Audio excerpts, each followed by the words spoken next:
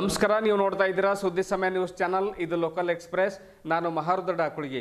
ಇಂದಿನ ಪ್ರಮುಖ ಸುದ್ದಿಗಳನ್ನು ನಾವು ನಿಮ್ಮ ಮುಂದೆ ಇವತ್ತು ಚರ್ಚೆಯೊಂದಿಗೆ ನಾವು ನೋಡ್ಕೊಂಡು ಬರೋಣ. ಕಲ್ಯಾಣ ಕರ್ನಾಟಕ ಹೋರಾಟ ಸಮಿತಿ ವತಿಯಿಂದ ಏನಿವತ್ತು ಪತ್ರಿಕಾ ಭವನದಲ್ಲಿ ಏನಿವತ್ತು ಒಂದು ಸುದ್ದಿಗೋಷ್ಠಿ ನಡೆದಿದೆ, ಆ ಒಂದು ಸುದ್ದಿಗೋಷ್ಠಿಯನ್ನು ಕುರಿತು ಇವತ್ತು ಮಾತಾಡಲಿಕ್ಕೆ ನಾವು ನಿಮ್ಮ ಮುಂದೆ ಬಂದಿದ್ದೀನಿ. ಅದರ ಬಗ್ಗೆ ಒಂದಿಷ್ಟು ನಾವು ಚರ್ಚೆಗಳನ್ನು ಮಾಡ್ಕೊಂಡು ಬರೋಣ. ಕಲ್ಯಾಣ ಕರ್ನಾಟಕ ಹೋರಾಟ ಸಮಿತಿ ವತಿಯಿಂದ ಇವತ್ತು ಪತ್ರಿಕಾ ಭವನದಲ್ಲಿ ಸುದ್ದಿಗೋಷ್ಠಿ ನಡೆದಿತ್ತು. ಅಂದರೆ ಡಾಕ್ಟರ್ ರಜನೀಶ್ ವಾಲಿ ಅವರು ಹೈದರಾಬಾದ್ ಕರ್ನಾಟಕದ ಒಂದು ಶಿಕ್ಷಣ ಸಂಸ್ಥೆಯ ಆಡಳಿತ ಮಂಡಳಿ ಸದಸ್ಯರಾಗಿರುವಂತಹ ರಜನೀಶ್ ವಾಲಿ ಅವರು, ಡಾಕ್ಟರ್ ರಜನೀಶ್ ವಾಲಿ ಅವರ ಒಂದು ನೇತೃತ್ವದಲ್ಲಿ ಇವತ್ತು ಒಂದು ಸುದ್ದಿಗೋಷ್ಠಿಯನ್ನು ಪತ್ರಿಕಾ ಭವನದಲ್ಲಿ ಕರೆಯಲಾಗಿತ್ತು. ಆ ಪತ್ರಿಕಾ ಭವನದಲ್ಲಿ ಕರೆದಿರುವಂತಹ ಒಂದು ಸುದ್ದಿಗೋಷ್ಠಿಯ ಪ್ರಮುಖ ಉದ್ದೇಶ ಏನು ಅಂತಂದರೆ, 371 ಕಲಮನ್ನು ಏನು ಸರ್ಕಾರ 2013ರಲ್ಲಿ ಜಾರಿಗೆ ತಂದಿತ್ತು, ಅದನ್ನು ಕೆಲವು ದಕ್ಷಿಣ ಕರ್ನಾಟಕದವರು ಅಂದರೆ ಬೆಂಗಳೂರಿನಲ್ಲಿರುವಂಥ ಒಂದು ಹಸಿರು ಪ್ರತಿಷ್ಠಾನ ಎನ್ನುವಂಥ ಒಂದು ಪ್ರತಿಷ್ಠಾನ ಇದೆ, ಸಂಘ ಸಂಸ್ಥೆ ಇದೆ.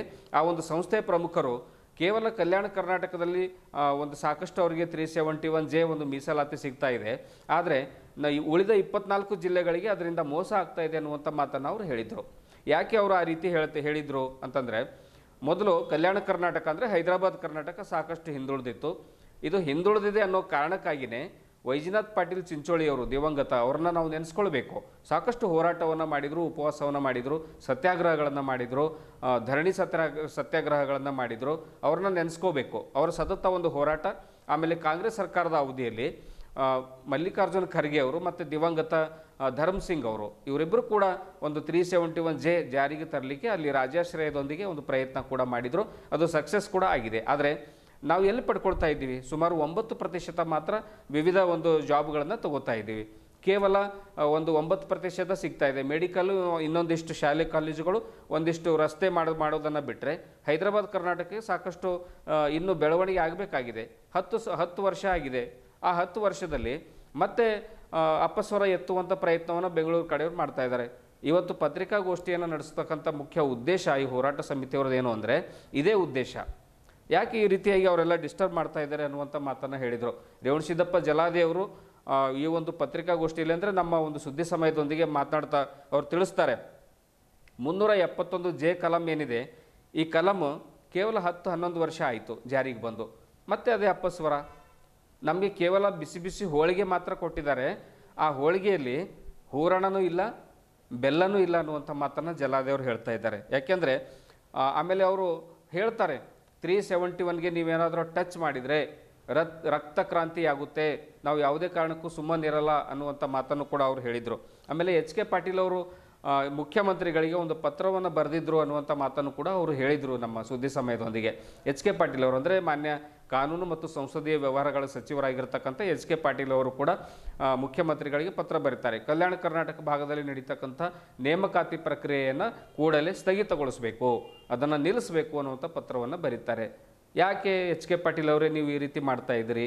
ಅಖಂಡ ಕರ್ನಾಟಕಕ್ಕೋಸ್ಕರ ನಾವು ಒಂದು ಪ್ರಯತ್ನವನ್ನು ಮಾಡೋದಕ್ಕೋಸ್ಕರನೇ ನಾವು ಆ ಒಂದು ದಿವಸದ ಅಂದಿನ ಒಂದು ಸಂದರ್ಭದಲ್ಲಿ ನಾವು ತೆಲಂಗಾಣ ಕಡೆಗೆ ಅಂದರೆ ಆಂಧ್ರ ಪ್ರದೇಶದ ಕಡೆಗೆ ಹೋಗ್ದೇನೆ ನಮಗೆ ಬೆಂಗಳೂರು 780 ಕಿಲೋಮೀಟರ್ ಆದರೂ ಕೂಡ ನಾವು ಬೀದರನ್ನು ಬೆಂಗಳೂರಿನಲ್ಲಿ ಅಂದರೆ ಕರ್ನಾಟಕದಲ್ಲೇ ಇಟ್ಕೊಳ್ಬೇಕು ಅನ್ನುವಂಥ ಅಖಂಡತೆ ಉದ್ದೇಶದಿಂದ ನಾವು ಉಳಿದಿದ್ದಕ್ಕಾಗಿ ನೀವು ಈ ರೀತಿ ಶಿಕ್ಷೆ ಕೊಡ್ತಾ ಇದ್ದೀರಾ ಅನ್ನುವಂಥ ಮಾತನ್ನು ಜಲಾದೇವರು ಹೇಳ್ತಾರೆ. ನಮಗೆ ಬೆಂಗಳೂರಿಗೆ ಹೋಗ್ಲಿಕ್ಕೆ ಭಾಳಷ್ಟು ತೊಂದರೆ ಆಗುತ್ತೆ. ಹೈದರಾಬಾದ್ ಕೇವಲ 120 ಕಿಲೋಮೀಟರ್ ಇದೆ. ಆ 120 ಕಿಲೋಮೀಟರ್ನಲ್ಲಿ ನಾವು ಏನೆಲ್ಲ ಕೆಲಸಗಳನ್ನು ಮಾಡಿಸ್ಕೋಬಹುದು. ಆದರೆ ಅಂಥ ಒಂದು ಪ್ರಯತ್ನವನ್ನು ಮಾಡ್ದೇನೆ ಕನ್ನಡಿಗರಾಗಿರಬೇಕು, ಈ ನೆಲ, ಜಲ, ನಾಡು, ನುಡಿ, ಭಾಷೆಯನ್ನು ಕಾಪಾಡಬೇಕು ಅನ್ನುವಂಥ ಉದ್ದೇಶದಿಂದ ನಾವು ಉಳಿದಿಲ್ವಾ? ಅದಕ್ಕಾಗಿಯೇ ನೀವು ಈ ರೀತಿ ಶಿಕ್ಷೆಯನ್ನು ಕೊಡ್ತಾ ಇದ್ದೀರಾ. ಹಾಗಾಗಿ ನಾವು ಜೂನ್ 29 ಬೆಳಗ್ಗೆ 11 ಗಂಟೆಗೆ ಬೀದರ್ ನಗರದ ಅಂಬೇಡ್ಕರ್ ವೃತ್ತದಿಂದ ಮತ್ತು ಜಿಲ್ಲಾಧಿಕಾರಿಗಳ ಕಚೇರಿವರೆಗೆ ನಾವು ಹೋರಾಟವನ್ನು ಮಾಡ್ತಾ ಇದ್ದೇವೆ. ಅದಕ್ಕಾಗಿ ಪ್ರತಿಯೊಬ್ಬರು ಕೂಡ ಸಂಘ ಸಂಸ್ಥೆಗಳವರು, ಶಿಕ್ಷಣ ಸಂಸ್ಥೆಯವರು, ಅಂದರೆ 10th SSLC ಮೇಲ್ಪಟ್ಟವರು, PUCಯಿಂದ ವಿದ್ಯಾರ್ಥಿಗಳು ಕೂಡ ಮೇಲ್ಪಟ್ಟು ಅದು ಭಾಗವಹಿಸಬೇಕು ಅನ್ನುವಂಥ ಮನವಿ ಕೂಡ ಅವ್ರು ಮಾಡ್ತಾರೆ. ಆಮೇಲೆ BG ಶೆಟ್ಕರ್ ಅವರು ಕೂಡ ಈ ಸಂದರ್ಭದಲ್ಲಿ ಮಾತಾಡ್ತಾರೆ. ಕೇವಲ 2 ಗಂಟೆ, ಜೂನ್ 29ನೇ ತಾರೀಕು ಬೆಳಿಗ್ಗೆ 11ರಿಂದ ಕೇವಲ 2 ಗಂಟೆ ಮಾತ್ರ ವ್ಯಾಪಾರಸ್ಥರು ವಾಣಿಜ್ಯ ಮಳಿಗೆಗಳನ್ನು ಬಂದ್ ಮಾಡಿ ಈ ಹೋರಾಟಕ್ಕೆ ಜಿಲ್ಲೆಯಾದ್ಯಂತ ನೀವು ಸಹಕಾರ ಕೊಡಬೇಕು ಅನ್ನುವಂಥ ಮಾತನ್ನು ಕೂಡ ಹೇಳ್ತಾರೆ. ಆಮೇಲೆ ಕನ್ನಡ ಸಾಹಿತ್ಯ ಪರಿಷತ್ತಿನ ಅಧ್ಯಕ್ಷರಾಗಿರುವಂಥ ಸುರೇಶ್ ಚನ್ನಶೆಟ್ಟಿ ಅವರು ಕೂಡ ಈ ಸಂದರ್ಭದಲ್ಲಿ ನಮ್ಮ ಸುದ್ದಿ ಸಮಯದೊಂದಿಗೆ ಮಾತನಾಡ್ತಾರೆ. ಅವರು ಕೂಡ ಹೇಳ್ತಾರೆ ಎಲ್ಲ ಸಂಘ ಸಂಸ್ಥೆಗಳವರು ಈ ಸಂದರ್ಭದಲ್ಲಿ ಎಲ್ಲರೂ ಕೂಡ ಪಾಲ್ಗೊಳ್ಳಬೇಕು. ಬೆಳಿಗ್ಗೆ 11 ಗಂಟೆಗೆ ಈ ಒಂದು ಪ್ರತಿಭಟನೆ ಪ್ರಾರಂಭ ಆಗುತ್ತೆ. ಎಲ್ಲರೂ ಕೂಡ ಪಾಲ್ಗೊಂಡು ಯಶಸ್ವಿಗೊಳಿಸಬೇಕು. ನಿಜವಾಗ್ಲೂ ಕೂಡ ಸ್ವಾಭಿಮಾನದ ಕಿಚ್ಚನ್ನು ನಾವು ಹೊತ್ತಿಸ್ಕೊಳ್ಬೇಕಾಗಿದೆ, ಹೆಚ್ಚಿಸ್ಕೊಳ್ಬೇಕಾಗಿದೆ. ಅದಕ್ಕಾಗಿ 371 ಜೆ ಕಲಮನ್ನು ಎಷ್ಟು ಕಷ್ಟಪಟ್ಟು ಪಡ್ಕೊಂಡಿದ್ದೀವೋ ಅಷ್ಟೇ ಕಷ್ಟಪಟ್ಟು ನಾವು ಅದನ್ನು ಉಳಿಸ್ಕೊಳ್ಳಿಕ್ಕೆ ಪ್ರಯತ್ನ ಮಾಡೋಣ ಅನ್ನುವಂಥ ಮಾತನ್ನು ಕೂಡ ಹೇಳಿದರು. ಆಮೇಲೆ ಸುದ್ದಿಗೋಷ್ಠಿಯಲ್ಲಿ ಪ್ರಮುಖರಾಗಿರ್ತಕ್ಕಂಥ ಭಾಳಷ್ಟು ಜನ ಪಾಲ್ಗೊಂಡಿದ್ದರು. ಆಮೇಲೆ ವಿನಯ್ ಮಾಳ್ಗೆಯವರು ಅಂದರೆ ಸಹ ಸಂಚಾಲಕರು, ಸಮಿತಿಯ ಸಂಚಾಲಕರು, ಆಮೇಲೆ ಚಂದ್ರಶೇಖರ್ ಪಾಟೀಲ್ ಹೊಚಕನಹಳ್ಳಿಯವರು, ಅನುದಾನ ರಹಿತ ಶಾಲೆಗಳ ಒಂದು ರಾಜೇಂದ್ರ ವಣಗೇರಿಯವರು ಪಾಲ್ಗೊಂಡಿದ್ದರು. ಆಮೇಲೆ ಶಿವಶಂಕರ್ ಟೋಕ್ರೆಯವರು, ರೇವಣಸಿದ್ದಪ್ಪ ಜಲಾದೇವರು, ಹೀಗೆ ಇವರು ಪತ್ರಿಕಾಗೋಷ್ಠಿಯಲ್ಲಿ ಪಾಲ್ಗೊಂಡಿದ್ದರು. ಅವರು ಏನು ಹೇಳಿದ್ದಾರೆ ಸುದ್ದಿ ಸಮಯದೊಂದಿಗೆ ಅನ್ನುವಂಥದ್ದನ್ನು ಈ ಒಂದು ವಿಡಿಯೋದಲ್ಲಿ ನಾವು ನೋಡ್ಕೊಂಡು ಬರೋಣ.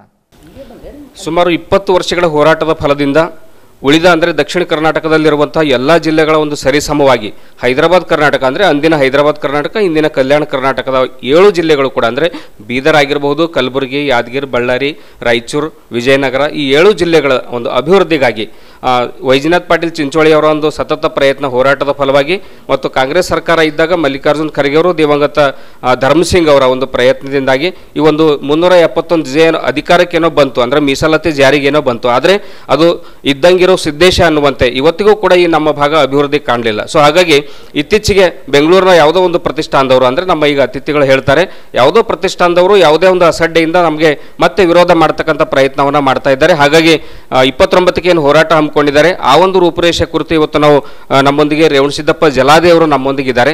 ಸರ್, ಈ ಹೈದರಾಬಾದ್ ಕರ್ನಾಟಕ ಅಂದರೆ ದಕ್ಷಿಣ ಕರ್ನಾಟಕದವರಿಗೆ ಯಾಕೆ ಅಷ್ಟೊಂದು ಅಸಡ್ಡೆ, ಯಾಕೆ ಅವರು ಅಷ್ಟೊಂದು ವಿರೋಧ ಮಾಡ್ತಾ ಇದ್ದಾರೆ, ಯಾಕೆ ತಾವು 29ನೇ ತಾರೀಕು ಹೋರಾಟವನ್ನು ಮಾಡ್ತಾ ಇದ್ದೀರಿ ಸರ್?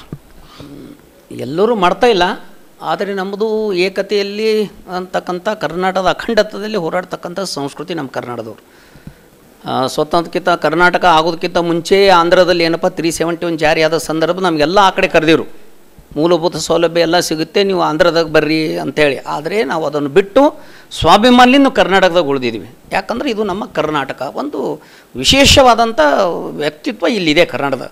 ಹಾಗಾಗಿ ಏನೋ ನಂಜುಂಡಪ್ಪ ವರದಿ ಪ್ರಕಾರ ಇಲ್ಲಿ ಒಂದು 6 ಜಿಲ್ಲೆಗಳು ಅತಿ ಹಿಂದುಳಿದ ಜಿಲ್ಲೆ ಅಂಥೇಳಿ ಸರ್ಕಾರನೇ ಏನಪ್ಪ ಅಂತಂದ್ರೆ 30 ವರ್ಷ ಕೆಳಗಡೆ ವರದಿ ತರಿಸ್ಕೊಂಡು ಇದಕ್ಕೆ ಏನಾದರೂ ಮಾಡ್ಬೇಕಂತ ತಿಳ್ಕೊಂಡು ಆದರೂ ಕೂಡ ನಾವು 20 ವರ್ಷ ಭಾಳ ಸಂಘರ್ಷ ಮಾಡಿ ಇದು 371 ತೊಗೊಂಡಿದ್ದೀವಿ. ನಾವು ಸುಮ್ಮನೆ ತೊಗೊಂಡಿಲ್ಲ.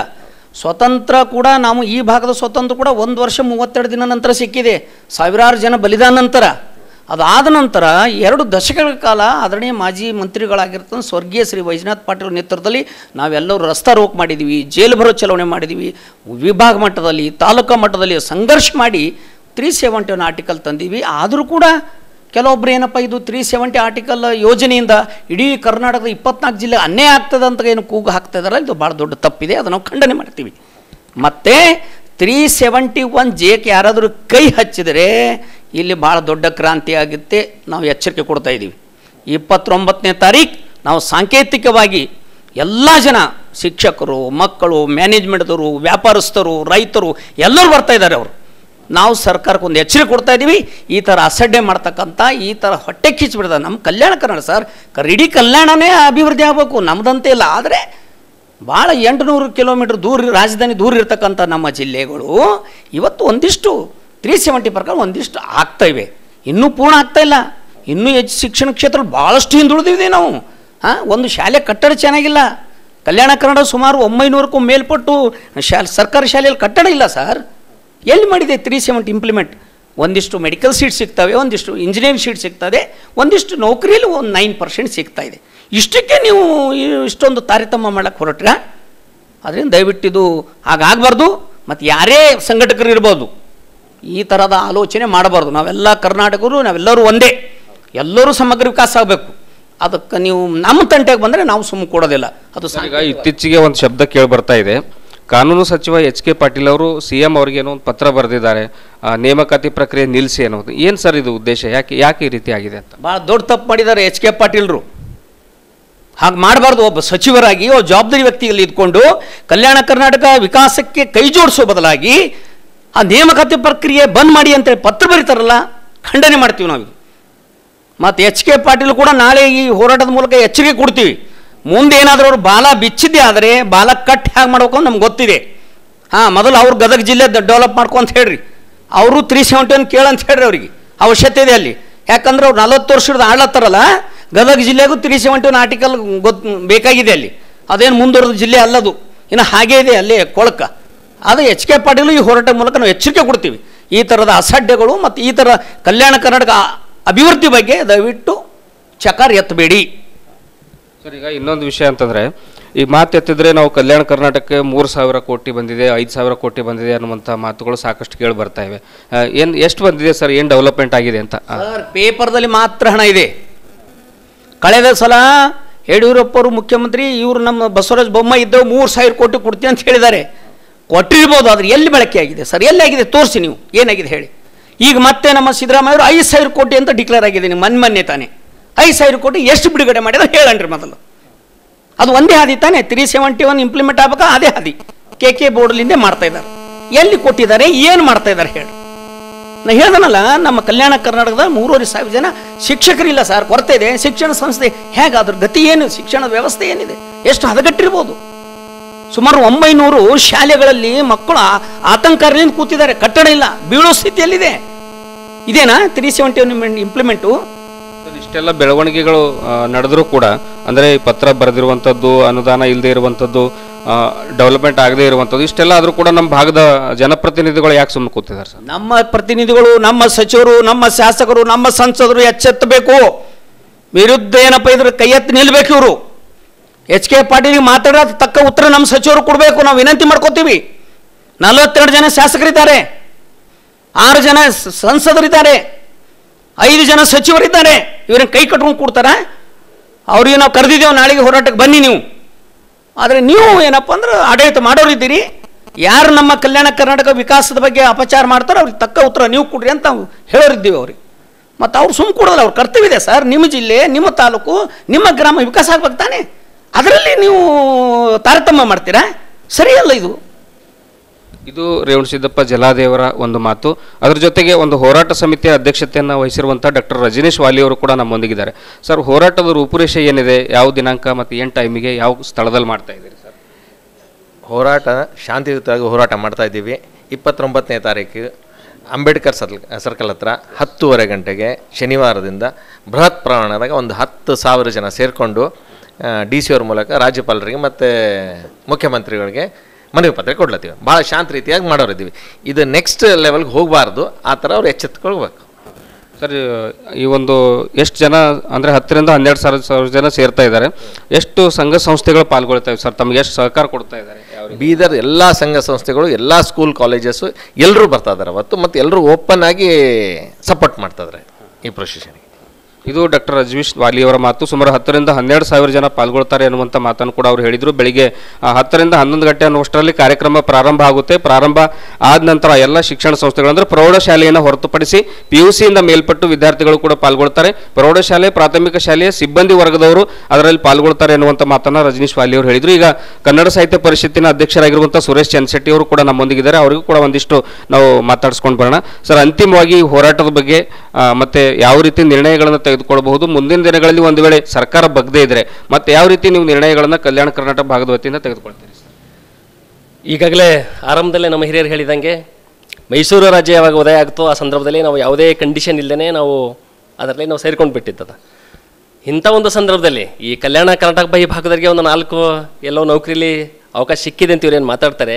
ಈ ಭಾಗದ ಯುವಕರದು ಪರಿಶ್ರಮದಿಂದ ಸಿಕ್ಕಿದೆ ಹೊರತಾಗಿ ಇವರೇನು ಬರದೆ ಯಾರು ಪಾಸಾದ್ರಲ್ಲ. ಮತ್ತು ಈ ಹಸಿರು ಪ್ರತಿಷ್ಠಾನ ಅಂತೇಳಿ ಯಾರೋ ಒಂದು 4 ಜನ ಸೇರ್ಕೊಂಡಿದ್ದು ಏನು ಸಂಘಟನೆ ಮಾಡ್ತಾ ಇದ್ರಲ್ಲ, ನಾವು ಇದನ್ನು ಅಷ್ಟು ಗಂಭೀರವಾಗಿ ತೆಗೆದುಕೊಳ್ಬಾರ್ದು ಅಂತಕ್ಕಂಥ ಉದ್ದೇಶ ನಮ್ಮದು ಆಗಿತ್ತು. ಆದರೆ ಇತ್ತೀಚಿನ ದಿನಗಳಲ್ಲಿ 24 ತಾಲೂಕು ಜಿಲ್ಲೆಗಳಲ್ಲೂ ಸಹ ಅವರು ಏನೋ ಒಂದು ಹೊಸ ಸಂಘವನ್ನು ಮಾಡುವಂಥ ಒಂದು ಪ್ರಯತ್ನ ಅವ್ರು ಮಾಡ್ತಾ ಇದ್ದಾರೆ. ಈ ಸಂದರ್ಭದಲ್ಲಿ ಈಗಾಗಲೇ ಹೇಳಿದಂಗೆ ಎಚ್ ಕೆ ಪಾಟೀಲರು ಸುಮ್ಮನೆ ಒಂದು ಹಾರೈಕೆ ಉತ್ತರವನ್ನು ಕೊಟ್ಟರು, ಇಲ್ಲ ಒಂದು ಮನವಿ ಪತ್ರ ಕೊಟ್ಟಿದ್ರು, ನಾನು ನೋಡಲಿಲ್ಲ, ಹಾಗೆ ಸಹಿ ಮಾಡಿದ್ದೀನಿ, ಹೋಗಿದೆ ಅಂತೇಳಿ. ಇದೆಲ್ಲವನ್ನು ಇಡೀ ಕಲ್ಯಾಣ ಕರ್ನಾಟಕದ ಕನ್ನಡ ಸಾಹಿತ್ಯ ಪರಿಷತ್ ಈಗಾಗಲೇ ಎಲ್ಲ ಜಿಲ್ಲಾಧ್ಯಕ್ಷರು ಮಾತಾಡಿದ್ದಿದೆ.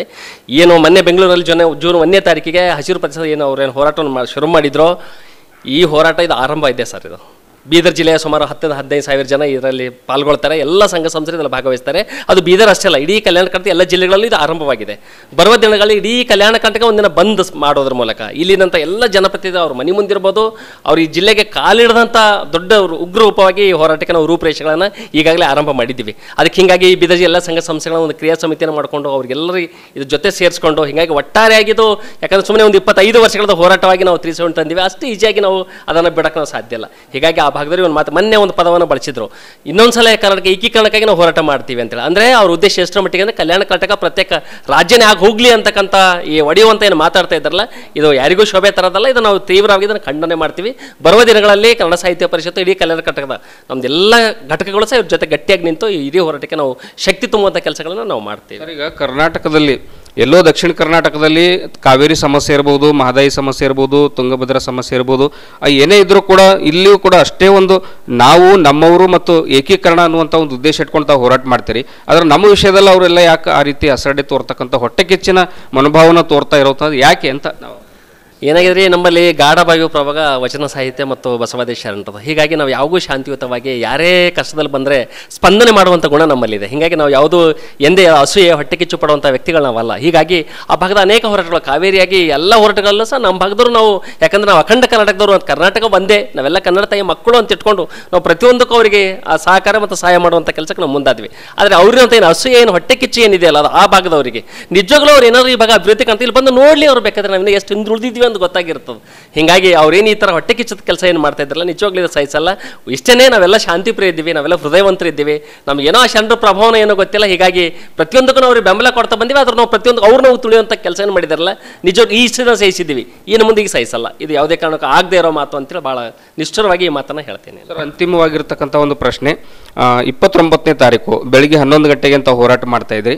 ಅವತ್ತಿನ ದಿವಸ ಯಾರ್ಯಾರಿಗೆ ಮನವಿ ಪತ್ರಗಳನ್ನು ಕೊಡ್ತಾ ಇದ್ರಿ ಮತ್ತು ಮನವಿ ಪತ್ರದಲ್ಲಿ ಏನೇನಿರುತ್ತೆ ಸರ್? ಏನಿಲ್ಲ, ಈಗಾಗಲೇ ಹೇಳಿದಂಗೆ ಸುಮಾರು ಬೀದರ್ ಜಿಲ್ಲೆಯ ಎಲ್ಲ ಸಂಘ ಸಂಸ್ಥೆಗಳು, ಎಲ್ಲ ಶಿಕ್ಷಣ ಸಂಸ್ಥೆಗಳು ಎಲ್ಲರೂ ಒಟ್ಟಾರೆ ಸೇರಿ ನಮ್ಮ ಅಂಬೇಡ್ಕರ್ ವೃತ್ತದಲ್ಲಿ ಅದು ಬೆಳಿಗ್ಗೆ 10 ಗಂಟೆಗೆ ನಾವೆಲ್ಲರೂ ಸಮಾವೇಶಗೊಂಡು ಅಲ್ಲಿ ಒಂದಿಷ್ಟು ಸಾರ್ವಜನಿಕ ಸಭೆ ಇರುತ್ತೆ. ಒಂದಿಷ್ಟು ನಮ್ಮ ಸಮಿತಿ ಪ್ರಮುಖರು ಅವರೆಲ್ಲರೂ ಮಾತಾಡ್ತಾರೆ. ಅದಾದ ನಂತರ ಒಂದು ನೇರವಾಗಿ ನಮ್ಮ ಜಿಲ್ಲಾಧಿಕಾರಿ ಮುಖಾಂತರ ಒಂದು ರಾಜ್ಯಪಾಲರಿಗೆ, ಇನ್ನೊಂದು ಮುಖ್ಯಮಂತ್ರಿಗಳಿಗೆ ನಾವು ಮನವಿಯನ್ನು ಕೊಡಬೇಕು ಅಂತ ಈ ಸಂದರ್ಭದಲ್ಲಿ ನಾವು ನಿರ್ಧಾರವನ್ನು ಮಾಡಿದ್ದೀವಿ. ಇದು ಸುರೇಶ್ ಚಂದ್ರಶೆಟ್ಟಿ ಅವರು, ಆಮೇಲೆ ಡಾಕ್ಟರ್ ರಜನೀಶ್ ವಾಲಿ ಅವರು ಮತ್ತು ರೇಣು ಸಿದ್ದಪ್ಪ ಜಲಾದಿ ಅವರು ಮಾತನಾಡಿರ್ತಕ್ಕಂಥ ಮಾತು. ಅವತ್ತಿನ ದಿವಸ ಅಂದರೆ ಜೂನ್ 29 ಶನಿವಾರ ದಿವಸ ಅಂದರೆ ಮುಖ್ಯಮಂತ್ರಿ ಸಿದ್ದರಾಮಯ್ಯನವರಿಗೆ ಮತ್ತು ರಾಜ್ಯಪಾಲರಿಗೆ ಮನವಿ ಪತ್ರ ಕೂಡ ಕಲ್ಯಾಣ ಕರ್ನಾಟಕ ಹೋರಾಟ ಸಮಿತಿಯಿಂದ ನಾವು ಸಲ್ಲಿಸ್ತಾ ಇದ್ದೀವಿ. ಹಾಗಾಗಿ ಸುಮಾರು 10 ರಿಂದ 12,000 ಜನ ಪಾಲ್ಗೊಳ್ತಾರೆ ಅಂತಕ್ಕಂಥ ಮಾತನ್ನು ಕೂಡ ಹೇಳಿದರು. ಇನ್ನು ಮುಂದೆ ಕಲ್ಯಾಣ ಕರ್ನಾಟಕಕ್ಕೆ ಕೈ ಹಚ್ಚಿದ್ರೆ ರಕ್ತ ಕ್ರಾಂತಿ ಆಗುತ್ತೆ ಅನ್ನುವಂಥ ಮಾತನ್ನು ಕೂಡ ಮುಖಂಡರು ಈಗಾಗಲೇ ತಿಳಿಸಿದ್ದಾರೆ. ಸೊ ಹಾಗಾಗಿ ಅವತ್ತಿನ ಹೋರಾಟದಲ್ಲಿ ಎಲ್ಲರೂ ಕೂಡ ಹೆಚ್ಚಿನ ಸಂಖ್ಯೆಯಲ್ಲಿ ಪಾಲ್ಗೊಳ್ತಾ ಇದ್ದಾರೆ. ಎಲ್ಲರೂ ಕೂಡ ಪಾಲ್ಗೊಳ್ಬೇಕು ಅನ್ನುವಂಥದ್ದು ಕೂಡ ಅವರ ಉದ್ದೇಶ ಆಗಿದೆ. ಕ್ಯಾಮ್ರಾಮನ್ ಹನುಮಂತ್ ಜೊತೆ ಮಹಾರುದ್ರ ಡಾಕುಳಿಗೆ, ಸುದ್ದಿ ಸಮಯ ವರದಿಗಾರರು, ಬೀದರ್. ಇದುವರೆಗೂ ಸುದ್ದಿ ಕೊಟ್ಟಿರುವ ನಾನು ಮಹಾರುದ್ರ ಡಾಕುಳಿಗೆ. ಮತ್ತೆ ಮುಂದಿನ ವಾರ್ತೆಗಳೊಂದಿಗೆ ಭೇಟಿಯಾಗೋಣ. ವಂದನೆಗಳು.